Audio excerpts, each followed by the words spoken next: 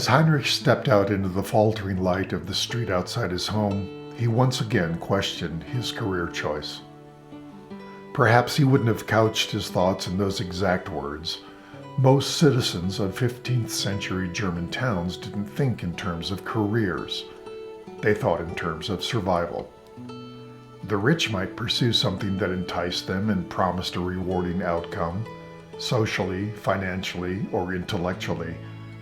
But for most common people, even in a prosperous town such as Rothenburg ob der Tauber, the challenge was to make enough to get by. And that's what Heinrich was trying to do. His job as one of the Night Watchmen of Rothenburg ensured him a salary that was roughly 1/3 of what other workers in the walled city made. That meant he had to take a second job during daylight hours if he wanted to put bread on the table for his family. That was in addition to the meager amount his wife earned taking in laundry. Not only did the job of night watchman not pay well, it also placed Heinrich low on the social ladder, and it could be dangerous at times. Towns in the Middle Ages didn't have anything you would call nightlife. Respectable citizens retreated from the town streets at nightfall. After working, they locked themselves inside their homes, had dinner, perhaps engaged in some conversation, and went to bed. They would be up again at dawn to work. There was no good reason for an upstanding citizen to be out on the dark streets. The only people roaming the streets of Rothenburg at night were drunkards and thieves, and of course, the night watchmen. These creatures of the night were tasked with ensuring the safety of the rest of the slumbering citizenry. They lit the few street lamps that existed in the town, which provided a small amount of light, along with a plethora of shadows. The nature of their work required appropriate provisions against danger. Heinrich glanced at the hellebarde he held in his hand. It was a weapon that looked as if it had been designed by the devil himself. His weapon was taller than he was and looked like a medieval Swiss Army knife on steroids, a combination of axe, hook, and spear. With the hook, he could apprehend a fleeing suspect from several feet away. With a spear, he could thrust and parry against an armed opponent. It takes little imagination to understand the use of the axe. Lighting lanterns and patrolling for thieves, drunks, and other troublemakers in the dark of the night wasn't the only task of a night watchman such as Heinrich. He kept one eye peeled for the gravest danger of all: fire.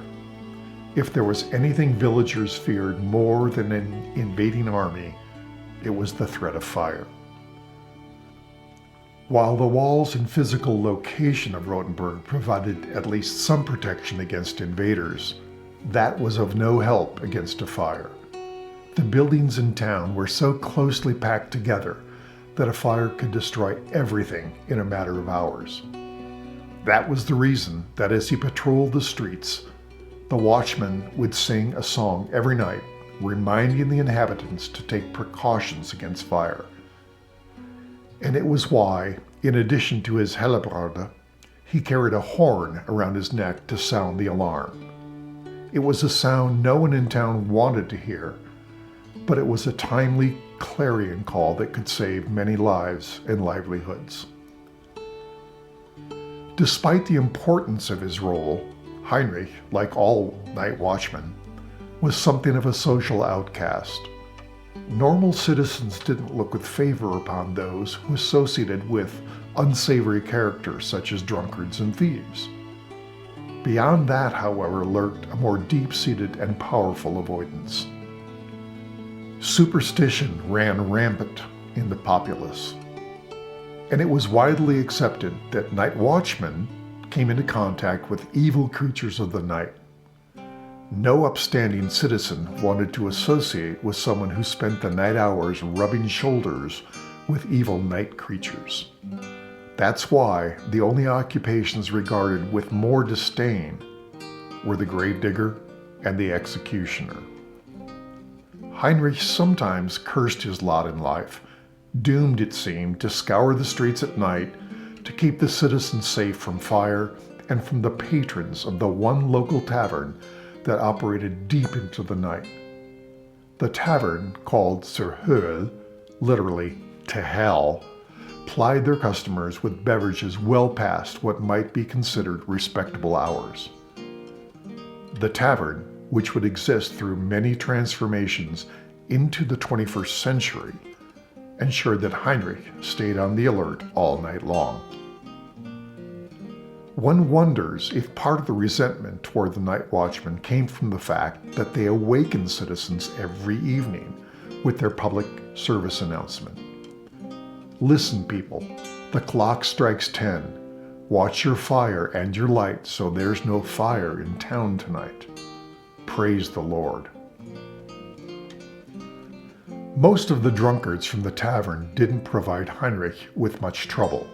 A man who was unsteady on his feet was no match for a night watchman with a hellebarde in his hand. Even without his weapon, Heinrich was able to ensure that these late-night carousers made it home without disturbing anyone, except perhaps their wives, who were often less pleased to see them than Heinrich was. So after dealing with the occasional inebriated soul or two, Heinrich would continue his route around the city, staring into the shadows and watching for sparks that could spring to life, ending the life of the town. His nightly traverses took him to the well-known Manhole at the edge of town. The gates of town, as was common in any fortified city or town in those days, were closed at night. Security was a major concern. One never knew when an enemy army might be lurking in the dark, waiting to attack, or when they might send a spy who might try to sneak in and search out the town's weaknesses. Every citizen knew that they had to make it through the gates before nightfall, or they would be locked out. Invariably, some, for whatever reason, failed to make it inside during the acceptable hours. As a result, the town elders had allowed a small door to be installed in the larger wooden gate. The door was deliberately small to ensure that a group of enemies couldn't come through together. It was just big enough to allow a single man to come in. Women were already home and in bed. As a result, the hole in the gate was christened the Manhole. This highly guarded and narrow entrance was also referred to as the Eye of the Needle, in a nod to the Bible, because it was difficult to get through. Those who found themselves outside the gates at night paid a substantial fine for their tardiness. The high fine was meant as a means of prevention to keep wayward citizens from repeating this undesired behavior, and it worked pretty well. Most townfolk didn't repeat the mistake of arriving at the gate late. It was simply too expensive. There were those, however, who found the price of the fine a small and worthwhile inconvenience. While they never spoke about the activities that kept them out so late, it was obvious to Heinrich that they must be engaged in some things that were illicit or that promised profits that made the late fine pale by comparison. It was one of those individuals that caught Heinrich's eye as he passed by the Manhole late one autumn evening. He had seen this individual enter the town late at night on several previous occasions. The man always had an ironclad excuse for why he was out so late, and he never flinched at paying the hefty fine. Heinrich may not have been highly educated, but he was a keen observer of individuals.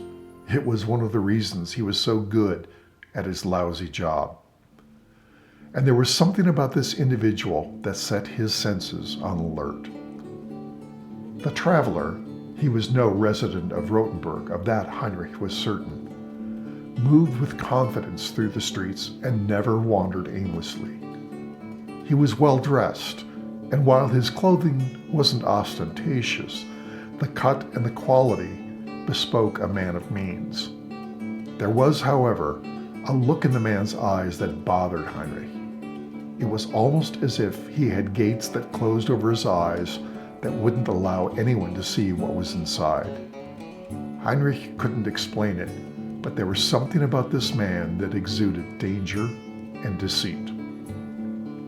As he reflected on that, Heinrich recalled that he had never seen this individual around town in daylight hours. Even though he worked at night, his meager watchman's pay forced him to take a second job during daylight hours to make ends meet. Never had he caught a glimpse of this man inside the walls of Rothenburg, except at night. It was not uncommon to see strangers in the town. Rothenburg, after all, sat at the crossroads of two major trading routes. One stretched from Paris to Prague, and the other ran from the northern part of Germany south to Italy. Trade was one of the financial pillars that secured the town's wealth and stability. Those trade routes, however, crossed at the opposite end of the town from the Manhole, and the travelers who entered the town that way did so during daylight hours. If this nocturnal stranger was a trader, surely he would have entered that way, unless he had a secret he was concealing. As Heinrich mulled that over, he cast his mind back to remember other occasions when he had observed the man. He had never seen him laden with goods or cases. The only thing he ever saw the man carrying was a small leather satchel strapped across his shoulder. And while all kinds of goods came across Rothenburg's threshold, grain, textiles, livestock, and more, none of those things could be carried in a satchel. Again, he wondered why the man would enter at night. Traders did their trading during the day. Heinrich had even heard rumors of another kind of trade that had originated in Southwest Asia and had spread to Egypt and as far east as China. The Sumerians, the original cultivators of this item, called it the joy plant. Rumor had it that this strange product, which came from a poppy of all things, was a regular part of the trade that moved from Italy in the south to Scandinavia in the north. That meant it would cross right in front of Rothenburg's gates. Heinrich had heard that small quantities of the joy plant could be worth a lot of money. Could that be what the man carried? But why the secrecy? While use of the joy plant was frowned upon by some, it wasn't against the law. Somehow he suspected another reason for the man's secrecy. Although he couldn't put his finger on it, Heinrich knew that something didn't feel right. Since he needed to complete his rounds, he decided he would do so by following the mysterious stranger. He decided he had no great need for stealth. He was the Night Watchman, after all. He was supposed to be out and about on the dark streets at night. If the man questioned him as to why he was being followed, Heinrich would simply tell him he was patrolling his normal route. He set off at a brisk enough pace to keep the stranger in sight. He didn't want to catch up to the man, but he wanted to be close enough to see where he went. After walking for about 10 minutes, the man stopped at the doorway of the Gasthaus Greifen, one of the better lodging places in town. A lone candle burned in the lower window of the Gasthaus. Shortly after the man knocked, Heinrich heard the inside key turn in the lock and the door slowly opened. The proprietor stood at the threshold with a lantern and looked out. "Guten Abend, Herr Steuermann," the proprietor said softly. "We've been expecting you. Will you be staying your normal one night?" The traveler nodded his reply and stepped into the foyer as the door closed solidly behind him. "Kein Fremder," murmured Heinrich to himself, acknowledging that the man was not from some foreign land. But why was he visiting Rothenburg so late? And how was it that Herr Schultz, the proprietor of the Gasthof Greifen, knew him so well? The stranger, however, wasn't the only one who knew Herr Schultz. The inn he owned was the very place Heinrich worked his second job. After finishing his rounds at night, He would make his way to the inn where he would clean up the common room where the guests had gathered to eat and drink. It wasn't a glamorous job, but it helped him keep food on the table. And he thought it just might allow him a daylight look at the mysterious traveler, even though he'd never seen the man in the common room before. Stepping out of the shadows that had hidden him from the inn owner and the traveler, Heinrich made his way down the street to complete his nightly rounds, thinking about how he might find out more about what the stranger was up to and what to do if he discovered something illegal. Several hours later, as the sun began to filter through the buildings onto the streets of the town, Heinrich finished his rounds and dropped off his night cloak, lantern, horn, and hellebarde in the rooms he and his wife Irmgard rented. As usual, Irmgard was already up and gone, collecting the laundry as she always did, 6 days a week to make her contribution to the household. Being a washerwoman wasn't exactly intellectually stimulating, but she didn't mind so much. You did what you had to do to survive. Still, Heinrich wished his wife could find something to do that was less physically demanding. Irmgard was still young enough to handle the task with relative ease, but he'd seen what years of hard labor did to the poorer women in town. He wanted better for his wife. Heinrich stepped out the door and made his way to the inn to his second job, thinking about what he could do to make life easier for this kind-hearted and sensitive woman he'd married. Hard work was well and good, and he didn't mind it, but real opportunity to change one's lifestyle rarely came along.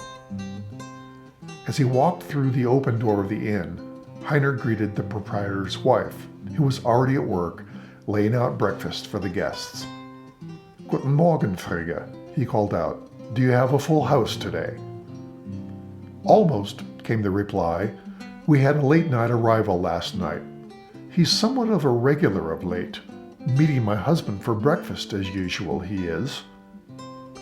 Heinrich figured that because he usually finished his cleaning before guests came down for breakfast, it might explain why he'd never seen the late arriver.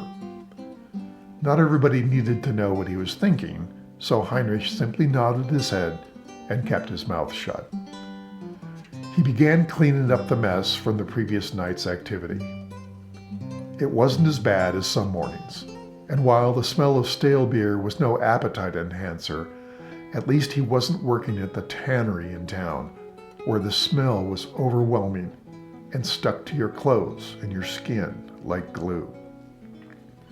He emptied tables of plates and mugs, then wiped them down. Then he swept the floor before beginning to mop it. After a couple of hours, he was almost done. At that moment, Schultz, the proprietor, appeared on the stairs from the rooms above with the mysterious traveler. They were already deeply engaged in conversation and made their way past him as if he didn't exist. Sometimes being overlooked was a gift, thought Heinrich. The two men sat at a table near one wall. Frigga arrived shortly thereafter to bring them the beginnings of their breakfast. It began, of course, with a mug of beer. Nobody in town would drink water, or coffee, or tea. It simply wasn't healthy. But once it had been brewed into beer, it was safe enough. While that meant that a majority of the town lived in a constant state of alcoholic fog, it didn't seem to matter since everybody was in the same fog. Some, to be sure, were deeper into that fog than others. Part of Heinrich's pay for cleaning services rendered included a complimentary stein of beer when his tasks had been completed. While not exactly cold, the brew helped cool him off after a couple of hours of physical activity. Heinrich gladly accepted the stein from Frigga, since it provided him with a chance to linger and to observe the traveler more closely. Heinrich sat at a table near the two men with the traveler's back to him. While he was in full view of the proprietor, he was such a familiar figure that he was all but invisible. The only disadvantage of his position is that he could only hear the comments made by the innkeeper. since both men spoke in low voices. "Business seems to be doing well," said Schultz. "The numbers are up from last month." There was an indistinct reply from the traveler that triggered a small smile from the innkeeper. "Do you think those bloodsuckers collecting the taxes have any idea?" Again, there was a muffled reply from the stranger, accompanied by a shake of his head. The stranger then reached into his satchel and pulled out a sheet of parchment that he presented to the host. "Looks official enough to me," said the innkeeper. "And it seems to be official enough for the officials as well," he chortled. "Looks like we can move on to the next step of our plan. Come out back for a moment and let me show you the progress I've made on creating a storage space that will keep things away from prying eyes." The stranger, Steuermann, tucked the parchment back into his satchel before he and the innkeeper stood from the table and made their way to the back door of the inn, where they disappeared into the space behind the building. Heinrich stared in amazement and no small amount of trepidation at the satchel lying open on the table before him. Looking around, Heinrich saw that the room was empty, since it was still too early for most guests to be down from their rooms. He could hear Frigga banging around in the kitchen, preparing for the breakfast onslaught. He quietly rose from his table and approached the table where the two men had been sitting. Before he knew what he was doing, he reached down and grabbed the parchment that the stranger had put back in the satchel and stared at it for a moment. Oh, what he wouldn't have given to be able to read. He knew intuitively that this piece of parchment he held contained a dark secret, but it was hidden from him as surely as if it had been locked up in the banker's vault. Again, almost involuntarily, he folded the parchment and tucked it inside his vest. He gulped down the dregs of his ale, approached the kitchen, and shouted out, "I'll be leaving now, Frigga. I'll see you again in the morning." Frigga looked up, waved a hand at him, and called out, "Grüß Gott, Heinrich. See you tomorrow."